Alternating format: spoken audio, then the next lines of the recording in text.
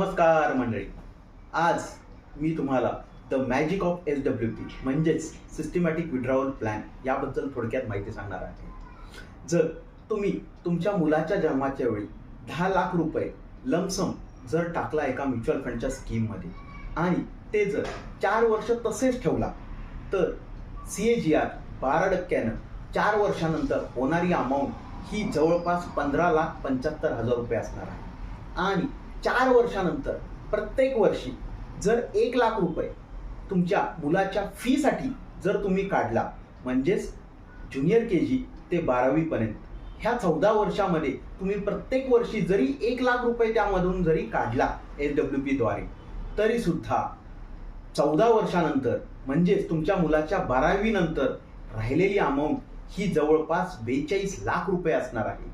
आणि त्या 42 लाख रुपयामध्ये तुम्ही तुमच्या मुलाचं इंजिनिअरिंग सुद्धा 4 वर्षाचं करू शकता।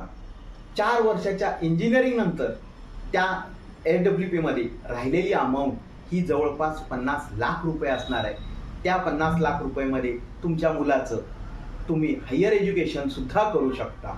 आणि जर ती मुलगी असेल तर त्या मुलीचं तुम्ही लग्न सुद्धा या 50 लाख रुपयामध्ये करू शकता। म्हणजेच जर तुम्ही त्या मुलाच्या जन्माच्या वेळी 10 लाख रुपये लमसम मध्ये टाकला